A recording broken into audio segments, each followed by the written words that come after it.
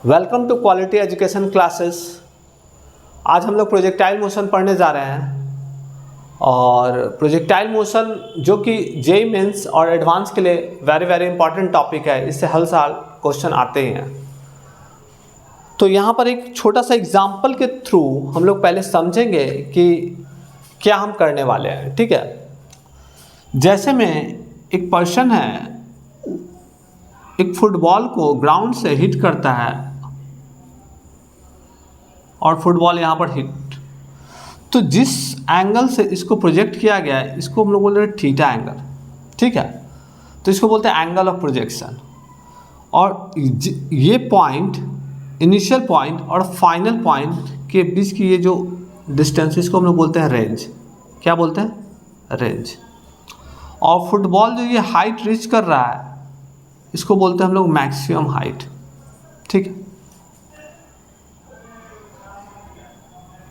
और फुटबॉल जहाँ से स्टार्ट हुआ है और जिस पॉइंट पर स्ट्राइक कर रहा है, इसको एयर में जो टाइम लगा है ट्रैवल करने के लिए उसको बोलते हैं time of flight. Time of flight. तो टाइम ऑफ फ्लाइट क्या हुआ कि टेक ऑफ और लैंडिंग में जो समय लगा उसको हम लोग बोलेंगे टाइम ऑफ फ्लाइट। रेंज क्या हुआ? सेम लेवल ऑफ ग्राउंड पर बॉल को पहुंचा है, तो इनिशियल पॉइंट और फाइनल पॉइंट के बीच की जो दूरी है उसको हम लोग बोले हैं range. When same level of ground, initial और फाइनल पॉइंट।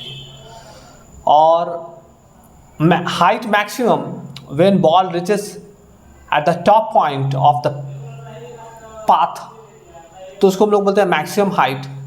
और थीटा बोलते हैं एंगल ऑफ प्रोजेक्शन जिस पर हम लोग को फुटबॉल को प्रोजेक्ट किया गया है।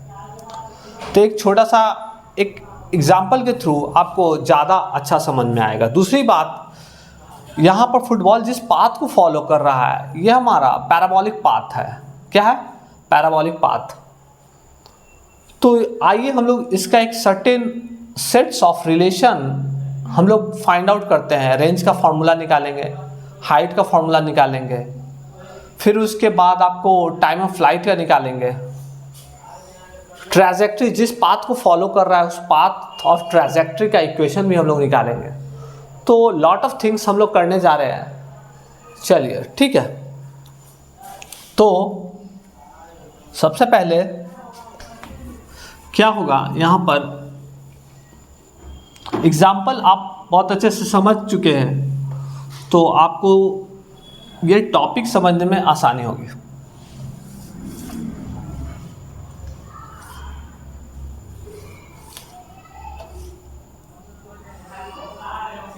जैसे ये हमारा ग्राउंड है और यहाँ से हम लोग प्रोजेक्ट कर रहे हैं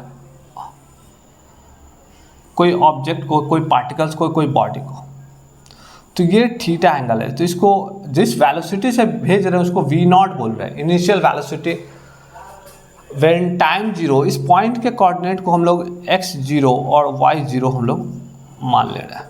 ठीक है, जहाँ से हम लोग when time equal to 0 initial.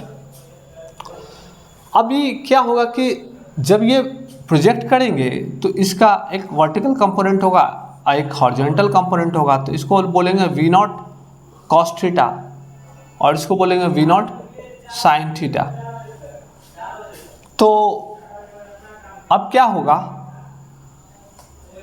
जब बॉडी अंडर ग्रेविटी के इन्फ्लुएंसेस में रहेगी तो acceleration due to gravity vertically downward direction में एक्ट करेगा। तो acceleration due to vertical direction में जब डाउनवर्ड एक्ट करेगा तो हमारा मोशन अगेंस्ट द ग्रेविटी में हमारा बॉडी पैराबोलिक पाथ पर मूव कर रहा है। और along the horizontal डायरेक्शन हमारा जो होगा एक्सेलेरेशन 0 होगा, क्योंकि जब भी कभी बॉडी अंडर प्रोजेक्शन में रहता है, अंदर प्रोजेक्टाइल मोशन में रहती है, तो acceleration due to gravity always acting vertically downward. तो यहाँ पर हम लोग एक्सेलेरेशन जो होगा उसका दो कंपोनेंट एक्ट करेगा, एक एक्स और ए वाई। एक्स जीरो हो जाएगा, ए वाई हमारा माइनस जी जे कैप जो कि डाउनवर्ड डायरेक्शन में हमारा एक्ट कर रहा हो। तो मैं यहाँ पर एक इक्वेशन फ्रेम करना चाहता हूँ, v equal to particle velocity at time t। तो at instant time t particle का वेलोसिटी क्या होगा? तो पार्टिकल का velocity at time t, particle velocity को हम लोग बोल रहे हैं v से रिप्रेजेंट कर रहे हैं। तो उस पॉइंट पर वेलोसिटी हमारा vx और vy दोनों होगा, क्योंकि किसी भी पॉइंट पर अगर आप मानते हैं तो पार्टिकल का वेलोसिटी इस डायरेक्शन में भी होगा, इस डायरेक्शन में होगा।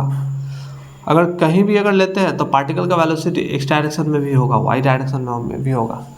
तो एक्चुअली क्या है कि हम लोग पढ़ रहे हैं motion of a particle in a plane. तो प्लेन में पढ़ने के लिए अगर आप पार्टिकल्स के हॉरिजॉन्टल मोशन और वर्टिकल मोशन को अगर सेपरेट स्टडी कर लेते हैं तो भी हम लोग बात कर सकते हैं कि हमने मोशन इन प्लेन में स्टडी किया। दोनों का इंडिविजुअल स्टडी करके उसके बाद ऐड कर दीजिए। तो एट टाइम t वेलोसिटी को हम लोग v बोल रहे हैं और y डायरेक्शन में हमारा वेलोसिटी को vy बोल दे रहा है और x डायरेक्शन में जो वेलोसिटी उसको vx बोल दे रहा है। तो हम लोग लिख सकते हैं vx equal to v naught x plus x into t. तो acceleration in x direction 0, then vx equal to v naught x, मतलब x डायरेक्शन में हमारा क्या वेलोसिटी हो जाएगा? v naught cos theta. अगर मैं y डायरेक्शन में मैं बात करूं तो हम लोग लिख सकते हैं क्या कि vy equal to v not y plus ay into t. तो v नॉट y का वेलोसिटी हमारा v नॉट साइन थीटा है, माइनस, क्योंकि एक्सेलरेशन ड्यू टू ग्रेविटी मैंने बोला माइनस g इंटू टी। तो vy हमारा क्या आ गया? ये इक्वेशन इंपॉर्टेंट है, ये भी इक्वेशन हमारा इंपॉर्टेंट है। तो ये दोनों इंपॉर्टेंट इक्वेशन को आपको याद रखना है, क्योंकि इसके बेस पर मैं बहुत सा पॉइंट क्लियर करने वाला हूँ। एक चीज़ और मैं पूछना चाहता हूँ कि पहला जो फॉर्मूला मैं डिराइव करने जा रहा हूँ, पहला जो फॉर्मूला जो हम लोग ड्राइव करने जा रहे हैं एट टॉप पॉइंट पर अगर मैं बात करूं तो टॉप पॉइंट पर वेलोसिटी इन वाई डायरेक्शन हमारा क्या होगा? 0 होगा। तो केवल हमारा वेलोसिटी इन एक्स डायरेक्शन एक्ट करेगा। तो वेलोसिटी इन एक्स डायरेक्शन हमारा क्या रहेगा? v naught cos theta. तो वेलोसिटी इन एक्स डायरेक्शन वो ऑलवेज क्या रहेगा? कांस्टेंट रहेगा, और y जो है कंटिन्यू वैरी करेंगे, क्योंकि उसके साथ ये टर्म्स पैरामीटर लगा हुआ है। लेकिन x के साथ आप देखिए कांस्टेंट है, v naught cos theta through out रहेगा। तो एक चीज़ मैं बात करूं, टॉप पॉइंट पर जब वेलोसिटी 0 होगा तो उस टाइम में पार्टिकल्स को कितना टाइम लगेगा टॉप पॉइंट पर पहुंचने में? तो इस वाली इक्वेशन में हम लोग क्या कर देते हैं, vy इक्वल टू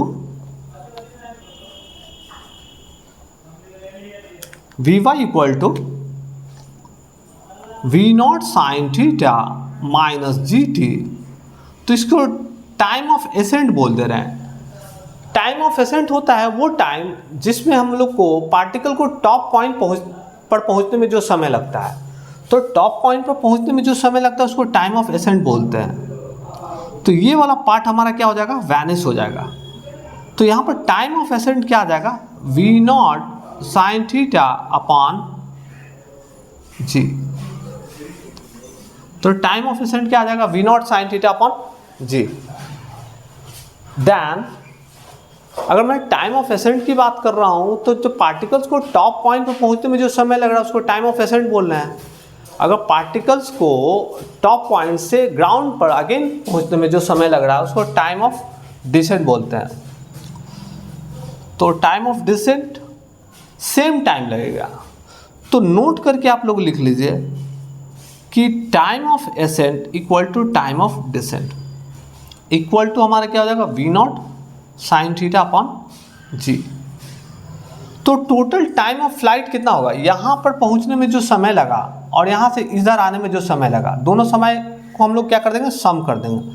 तो time of ascent plus time of descent, तो v not sine theta upon g plus v not sine theta upon g, तो 2 v not sine theta upon g. ये हमारा क्या होगा, टाइम ऑफ फ्लाइट हुआ। क्या हुआ, तो यहाँ पर कुछ इंपॉर्टेंट फॉर्मूला आप यहाँ लिख लीजिए। Time of ascent equal to v not sine theta upon g, time of descent equal to v not sine theta upon g, दोनों सेम ही है। तो टाइम ऑफ फ्लाइट जो है capital T equal to t a plus t d equal to 2 v not sine theta upon g. तो इसको बोलते हैं time of flight. वो इम्पॉर्टेंट फॉर्मूला है जो कि मैं ऊपर लिख दिया हूँ। उसके बाद हम लोग जो डेरिवेशन करने जा रहे हैं, टाइम ऑफ फ्लाइट का हो गया। अब मैं हाइट से रिलेटेड टर्म्स के बारे में डिस्कस कर लूँगा। तो हाइट से रिलेटेड टर्म्स को कैसे डिस्कस करेंगे,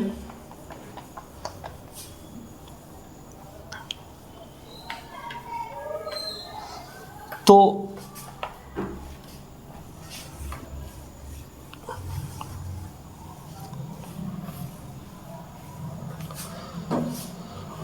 अभी मैं बात करूं कि एक इक्वेशन है जो कि मैं पिछले क्लास में डिराइव्ड किया था, और वो था इक्वेशन पोजीशन ऑफ पार्टिकल्स को वेक्टर फॉर्म में मैंने लिखा था।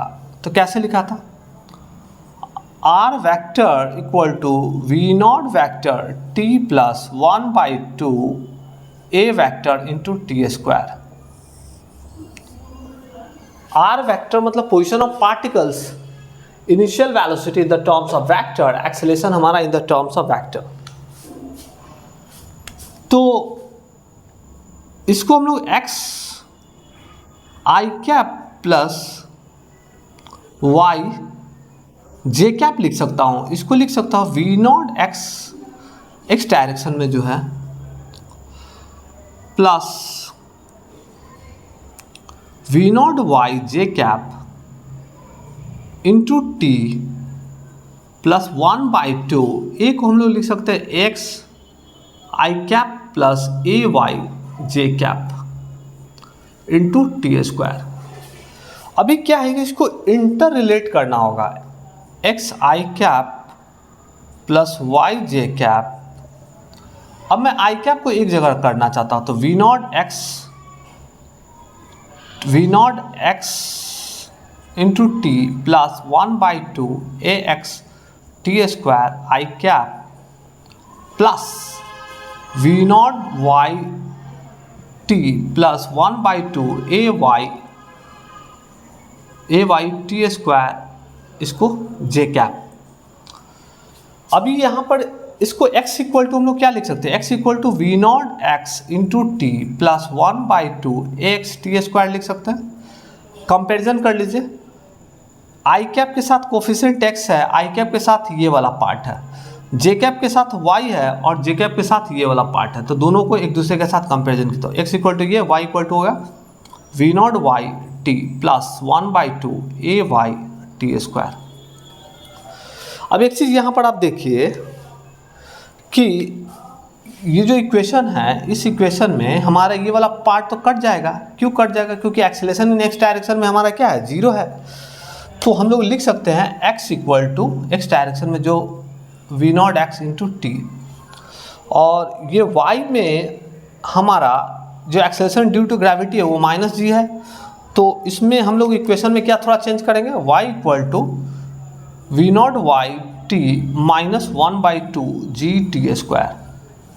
ठीक है, अभी इसको मैं ऊपर दिखाता हूँ, x equal to v not x क्या है, तो वी नॉट एक्स हमारा क्या है, x डायरेक्शन में इनिशियल वेलोसिटी। तो x डायरेक्शन में initial velocity v not cos theta है, और यहाँ पर जो t है, ये जो t है वो अगर मैं टोटल अगर मैं टाइम ले लेता हूँ पार्टिकल्स का जो ट्रैवल किया जा रहा है, तो उसको हम लोग ले रहे हैं टाइम ऑफ फ्लाइट।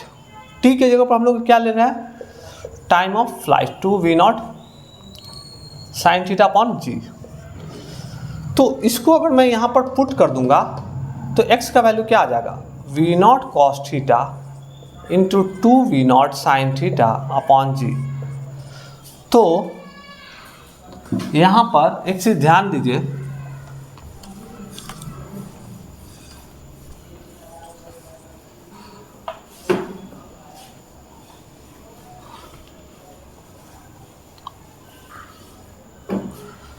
तो x जो है distance travelled by a particle in x direction, या पोजीशन ऑफ पार्टिकल्स जो है t टाइम में, मतलब कि टोटल टाइम ऑफ फ्लाइट में पार्टिकल का क्या पोजीशन होगा, तो उसको मैं x से बात कर रहा हूँ। तो इसको हम लोग आगे चल के हम लोग रेंज लिख देंगे, क्या लिख देंगे, रेंज। तो x इक्वल टू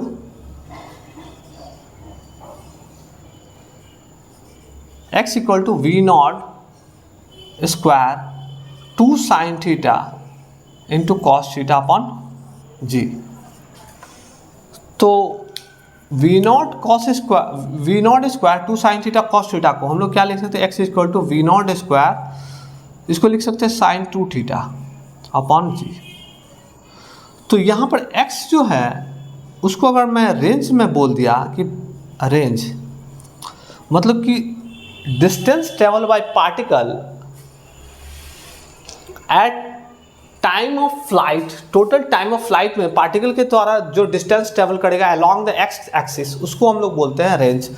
तो रेंज हमारा r इक्वल टू हो जाएगा हमारा v0 square sine 2 theta upon g. ये एक इम्पॉर्टेंट फार्मूला है जो कि आपको ध्यान में रखना होगा। दूसरी बात, अभी मैंने एक इक्वेशन लिखा था y equal to v0 y t minus 1/2 GT square. अगर यहाँ पर t के जगह पर हम लोग टाइम ऑफ फ्लाइट पुट कर देते हैं तो क्या आएगा एक्सप्रेशन, तो ये आ जाएगा v0 sine theta into 2v0 sine theta upon g minus 1/2 g 2v0 sine theta upon g का होल स्क्वायर। तो यहाँ पर सॉल्व कीजिएगा तो v0 square 2v0 square sine square theta upon g minus 1/2 g into यहाँ पर क्या हो जाएगा 4v0 square sine square theta upon g square. यहाँ से जी कट गया तो 2 से 2 कट गया,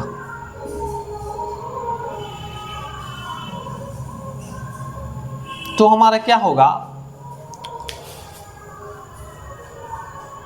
तो टोटल यहाँ पर जब कैलकुलेशन कीजिएगा तो आपका क्या आ गया, 0 आ गया। y का वैल्यू क्या आ गया, 2v0 square sine square theta by g minus 2v0 square sine square theta upon जी।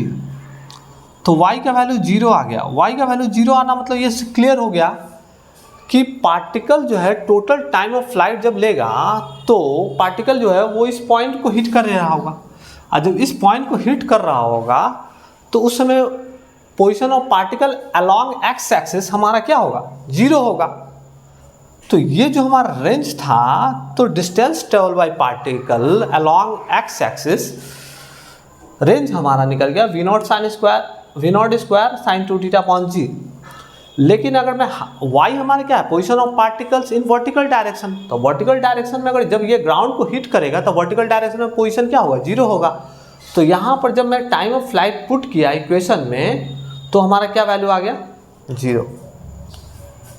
क्या आ गया, 0।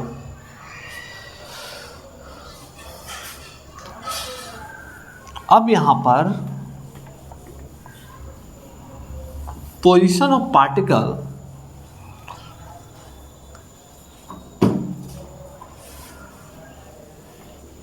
At time of accent.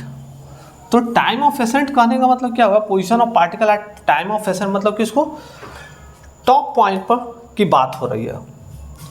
तो y इक्वल टू मैंने क्या लिखा, v not y t plus minus 1/2 g t square. अगर मैं t के जगह पर टाइम ऑफ एसेंट ले लूँ तो टाइम ऑफ एसेंट करने का मतलब ऊपर लिखा हुआ है, आप देख सकते हैं, time of ascent v not sine theta upon जी।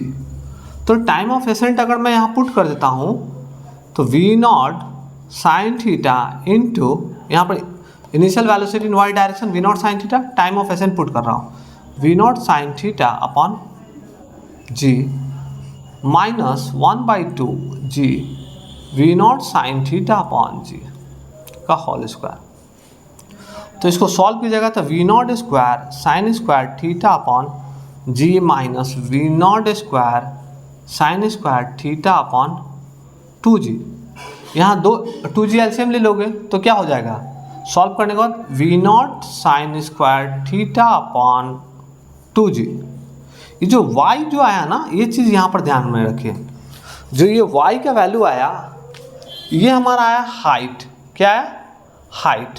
क्या है, हाइट। तो यहाँ पर क्या हो गया, h equal to v naught square sine square theta upon 2g, जो हमारा आया ये हाइट का इक्वेशन आ गया। इस पार्टिकुलर केस में मैंने लिया है टाइम ऑफ एसेंट, मतलब कि ये वाली जो हाइट की बात कर रहा हूँ ये हमारे पर मैक्सिमम हाइट होगा इस पार्टिकुलर केस में। अगर थीटा का वैल्यू इस पार्टिकुलर थीटा से फेंका जाए तो हमारा हाइट क्या आएगा, v not sine square 2 theta, v not sine square theta upon 2g। और यहाँ पर मैंने जो कैलकुलेशन में जो टाइम लिया था, टाइम ऑफ एसेंट लिया था, मतलब टॉप पॉइंट पर मैं जो पार्टिकल को पहुँचने में जो समय लग रहा है उसको हम लोग टाइम ऑफ एसेंट बोलते हैं। तो y हमारा क्या आ गया यहाँ पर, इस पार्टिकुलर केस के लिए मैक्सिमम हाइट आ गया।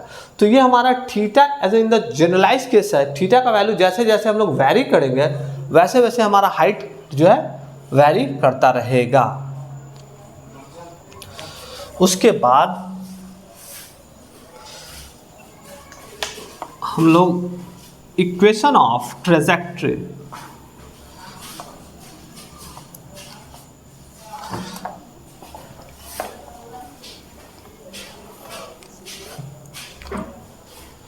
तो y equal to v not y into t minus 1/2 g t square.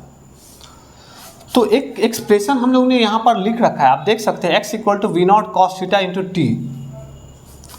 तो x equal to v not cos theta into t, हम मान लो एट कोई भी टाइम t ले ले रहे हैं, तो एट एनी स्टैंड t पर हम लोग का रेंज क्या होगा, तो हमको टाइम से गुना करना होगा इसमें। तो t इक्वल मैं यहाँ से अगर निकालना चाहूँगा तो x upon v not cos theta, इस t का एक्सप्रेशन हम यहाँ पुट करते हैं और यहाँ पुट करते हैं ऊपर इक्वेशन में। तो क्या आएगा, y equal to v not y का वैल्यू क्या होता है, v not sine theta into t का वैल्यू क्या लिख दूँ, x upon v not cos theta minus 1/2 g, t का वैल्यू यहाँ पुट कर दूंगा x by v not cos theta का होल स्क्वायर। तो यहाँ पर क्या हो जाएगा, x वी नॉट कट जाएगा, x sine theta by cos theta tan theta minus ji x square upon 2 v naught square cos square theta. ये हमारा जो एक्सप्रेशन है इक्वेशन ऑफ ट्रेजेक्ट्री, मतलब जो हमारा जो पार्टिकल जिस पाथ पर मूव करेगा उसका इक्वेशन है। तो आप यहाँ पर अगर देख सकते हैं कि ये जो इक्वेशन है y equal to x square plus b x plus c, तो यहाँ पर एक्स स्क्वायर के ऑर्डर पर भी है, x भी है। तो अगर इस इक्वेशन से अगर मैं बात करूँ तो ये मेरा क्वाड्रेटिक इक्वेशन है और 2 डिग्री इक्वेशन है, तो 2 डिग्री इक्वेशन है। तो ये इक्वेशन ऑफ पैराबोला है। क्या है, तो ये हमारा पैराबोलिक पाथ पर हमारा पार्टिकल्स मूव करेगा, इसको बोलते हैं equation of trajectory. Equation of trajectory, trajectory मतलब किस पाथ पर हमारा पार्टिकल्स मूव कर रहा है। तो पार्टिकल्स का जिस पाथ पर मूवमेंट होता है उसको हम लोग बोलते हैं इक्वेशन ऑफ ट्रैजेक्टरी। और यहाँ इक्वेशन बता रहा है कि हमारा क्या है, पैराबोलिक इक्वेशन है और ये हमारा पैराबोला होगा।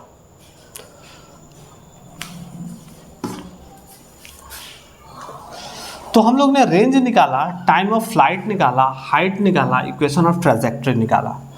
तो ये चारों फॉर्मूला का बहुत बहुत इम्पॉर्टेंट है for solving the problem of projectile motion. तो इसको मैं जस्ट समराइज कर देना चाहता हूं लास्ट में कि क्या हम लोग ने फॉर्मूलास को निकाला। सबसे पहले time of flight 2v0 sin theta upon g, time of ascent equal to time of descent equal to v0 sin theta upon g. Range का फॉर्मूला मैंने निकाला v0 square sine 2 theta upon g. Height का formula निकाला v0 square sine square theta upon 2g। और equation of trajectory y equal to x tan theta minus gx square upon 2v0 square cos square theta. तो ये जो formulas हैं, एक चीज़ और है कि जो वेलोसिटी था जो कि x डायरेक्शन में कंटिन्यू हमारा v0 कॉस थीटा था जो कि कांस्टेंट था। एक्सेलेरेशन हम लोग क्या लिए थे, एक्सेलेरेशन इन x डायरेक्शन हम लोग ने 0 लिया था और एक्सेलेरेशन इन y डायरेक्शन -g लिया था। तो ये सारे फॉर्मूलाज, थीटा हमारा क्या है यहाँ पर, ये जो है हमारा टाइम ऑफ फ्लाइट का है, टाइम ऑफ फ्लाइट का फॉर्मूला है, ये टाइम ऑफ एसेंट और टाइम ऑफ डिसेंट का फॉर्मूला, ये हमारा रेंज का फॉर्मूला है, ये हमारा हाइट का फॉर्मूला है, ये हमारा इक्वेशन ऑफ ट्रैजेक्टरी का फॉर्मूला है। तो ये जो एक शॉर्ट समरी है जो कि आपको प्रोजेक्टाइल के प्रॉब्लम को बनाने के टाइम में यूटिलाइज होगा, ठीक है। तो इसका प्रॉब्लम से रिलेटेड वीडियो हम लोग नेक्स्ट क्लास में मिलेंगे, नेक्स्ट प्रॉब्लम से रिलेटेड। और हमारे चैनल को लाइक कीजिए, सब्सक्राइब कीजिए। मिलते हैं हम लोग नेक्स्ट वीडियो में। थैंक यू, धन्यवाद।